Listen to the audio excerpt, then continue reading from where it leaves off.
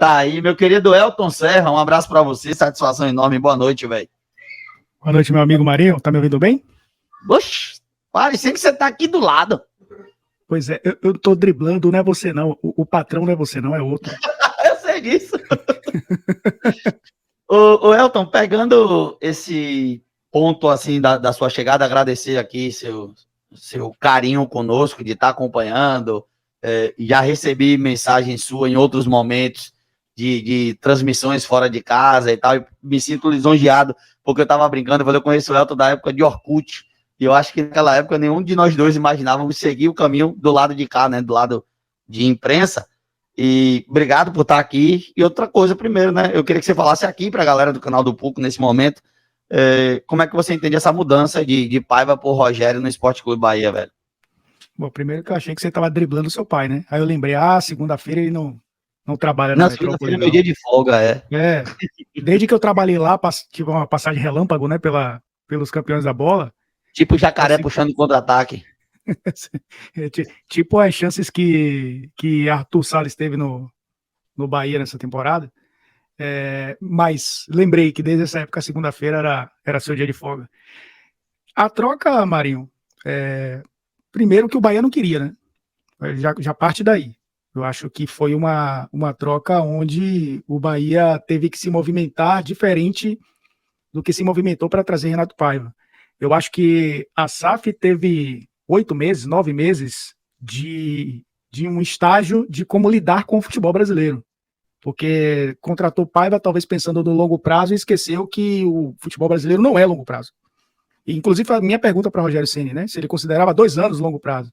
E ele considera. Então, quando o Renato Paiva decide não permanecer, é a hora do Bahia se movimentar de uma maneira diferente, né? E eu acho que aí sim fez o diagnóstico correto. Traz um cara que conhece o futebol brasileiro, traz um cara que já sabe lidar com todo esse cenário, né, que é o nosso futebol. E foi muito claro quando ele chegou na sala de imprensa, ele foi inteligentíssimo em mapear todos os pontos ali, né, que eram sensíveis, ele atacou todos. Ele falou da relação com a imprensa na pergunta do Ulisses Gama, ele quebrou o gelo com o Baraúna, porque quando ele pergunta por que vocês estão rindo, não tinha muita gente rindo. Ele usou um gancho para poder entrar na história. Ele citou jogadores que são criticados pela torcida como jogadores que podem ser recuperados. Ele falou sobre a importância do torcedor, que o torcedor vai ser fundamental, que o torcedor tem sua opinião. Ele falou dos objetivos, que os objetivos precisam ser objetivos grandes, né? Não era aquela coisa da permanência é a curto prazo. Ele citou que, filosofia do Grupo City é importante, mas agora vamos esquecer isso um pouco, porque a prioridade é permanecer na Série A. Ou seja, ele foi inteligentíssimo e conseguiu mapear e atacar todos esses pontos que eram pontos sensíveis, né, no Bahia, na cobertura do Bahia, enfim, nas questões internas também. Então, acho que foi positiva a troca. Já estava um ambiente um pouco pesado. Eu acho que até para o próprio Renato Paiva, eu acho que para ele reverter uma situação como essa, a gente sabe que no futebol brasileiro, né, Marinho, é difícil. Teve técnico campeão brasileiro que era contestado. Isso. Porque a relação talvez não fosse das melhores. Então, para ele seria muito difícil. Acho que ele não soube lidar com isso. E eu acho que, inclusive, até fazendo parêntese, teremos menos técnicos portugueses trabalhando no Brasil por conta disso. Os clubes estão entendendo que, às vezes, a relação com a imprensa e a torcida também é importante, não só a relação interna, e os técnicos portugueses estão começando a perceber que vir para cá, eles vão ter que lidar com esse cenário. E o Rogério Ceni já está acostumado, né? Eu acho que aí, eu acho que foi importante, e aí estou falando do curto prazo. Para longo prazo, aí a gente tem que esperar, né? O Rogério Ceni tem 6 anos, né, de técnico profissional. Ele tem um trabalho de médio prazo no Fortaleza que foi importante. Ele passou 1 ano e meio, mais ou menos, aí foi para o Cruzeiro, depois voltou. E aí passou mais 1 ano. Nesse 1 ano, o Fortaleza estava na Série B. O Fortaleza foi campeão do Nordeste com ele depois, né? Mas no primeiro ano estava disputando a Série B. Ele vem em outra realidade. A realidade do Bahia é outra do que a que ele encontrou no Fortaleza lá quando ele chegou em 2018. Elton, o Caiaque Petronilo tá dizendo aqui o seguinte: o Bahia precisava de um técnico com estofo, BBMP. Seria esse caso? Seria Rogério Ceni? É o cara ideal para esse momento na mudança de após 9 meses de Renato Paiva? Eu acho que o Bahia precisa de um técnico que faça o time ganhar, né? Porque a relação da torcida com o time, ela vai muito pelo que o time apresenta em campo e com o que o técnico faz esse time apresentar. A gente sabe que, por exemplo, a gente já viu muito a torcida do Bahia, depois de uma derrota, tá puta com o time e voltar na semana seguinte para Fonte Nova e dar 40 mil pessoas. Então, o Bahia precisa de um time que jogue. E mesmo percebendo que muitas vezes o resultado não virá, mas que o time jogue. Então, acho que o Bahia precisa de um técnico assim. Se ele fizer o time jogar, e ele precisa fazer o time jogar agora, eu acho que aí o estofo vem naturalmente, né? Marinho, treinou o Flamengo, pô. Foi campeão brasileiro com o Flamengo. Ele arriscou a carreira dele, ele arriscou a história dele no São Paulo de 25 anos, sendo técnico de um São Paulo nos seus piores momentos administrativos dos últimos anos. Um time que não ganhava um título relevante desde quando ele era jogador, inclusive.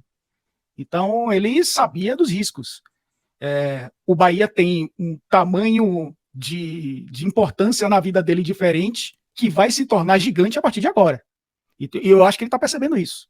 Então, acho que se o estofo for isso, né? O Bahia, mesmo com o Renato Paiva, passou pouco tempo na zona de rebaixamento. Se com esse trabalho, que é questionável, o Bahia não entrou no Z4, eu acho que com o Rogério Ceni, ele mostrou que conhece o grupo. Ele foi dormir 3 da manhã, porque estava acompanhando jogador por jogador. Ele falou, inclusive, na apresentação dele, que conhece cada um deles. Eu acho que é um cara que está se preparando para esse desafio, e ele sabe, ele foi muito consciente quando ele disse isso, né?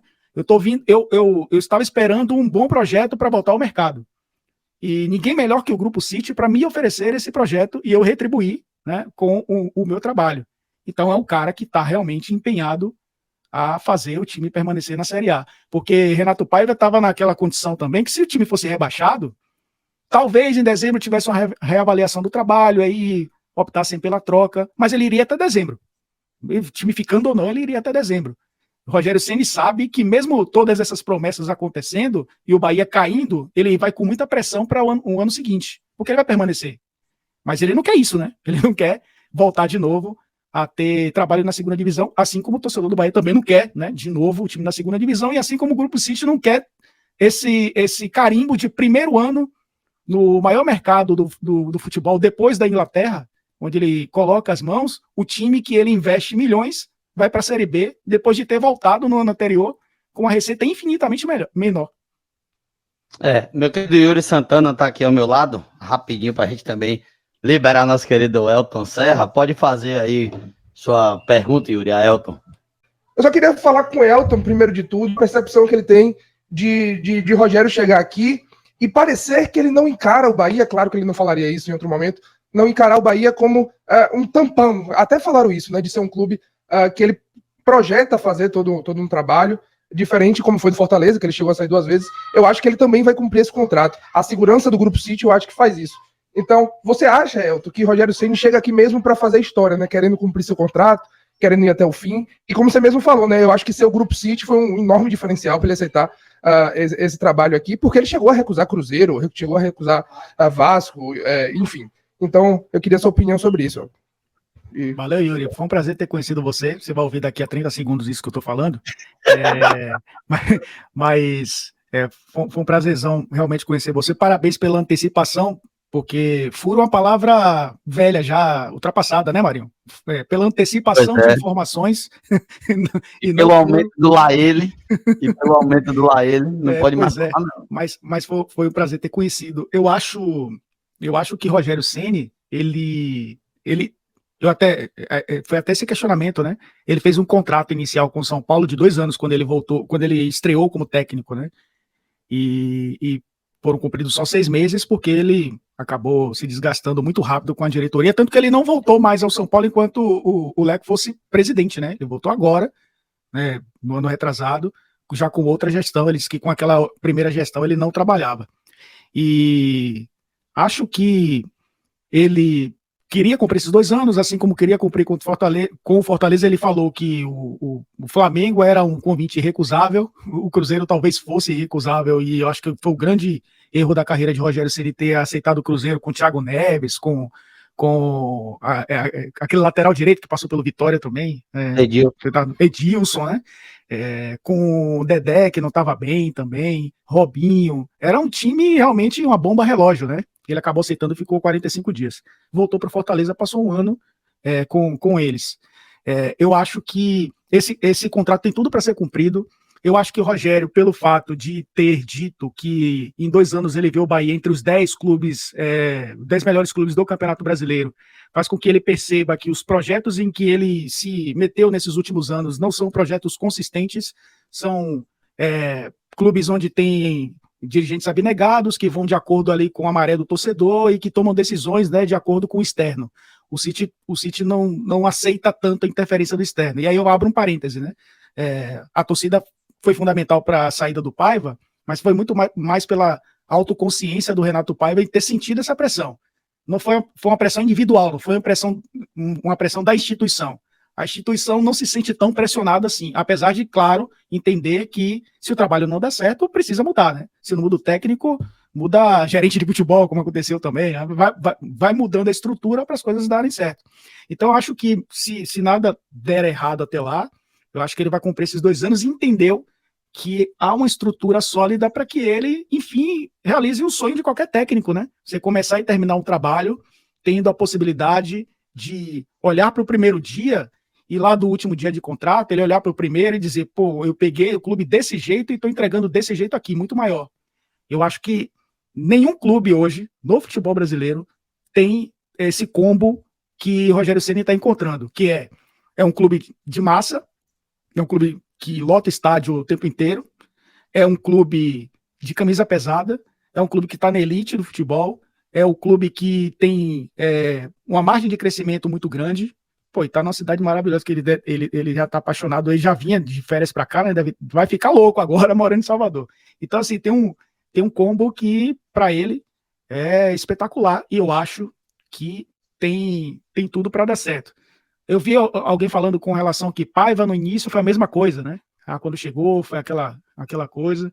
Eu concordo em partes. Eu acho que Paiva chegou muito mais com o olhar do grupo, do Grupo City, no caso. Rogério Ceni chega com o olhar da instituição Esporte Clube Bahia, de quem já enfrentou, de quem já teve a oportunidade de jogar contra na Fonte Nova lotada, de quem já viu, inclusive, naquele ano em que ele já era titular do São Paulo, o time quase bateu uma final e quase encontrar o São Paulo em 2001, né, que perdeu para o São Caetano. São Paulo também caiu ali no meio do caminho. De um cara que já viu o Bahia, né, em momentos melhores, e de um cara que, no Fortaleza, teve a possibilidade também de enfrentar o Bahia em uma situação melhor, né, de Série A do Campeonato Brasileiro, enquanto o Fortaleza estava na Série B. Então, acho que ele chega com um olhar muito mais da instituição, do Esporte Clube Bahia, do que exatamente do Grupo City. O Grupo City é apenas, entre aspas, apenas, né? Pô, ele tá falando de bilhões aqui, mas apenas o elemento que vai dar suporte ao trabalho dele, porque ele vai ser reconhecido muito mais por ser técnico da instituição. Deu uma falhada aí, Elton. Mas, cadê? Pois é, Valdir, segura a onda aí, viu, Valdir? Cadê Elton aí? Sabe o que pode ser isso? Ligação no celular.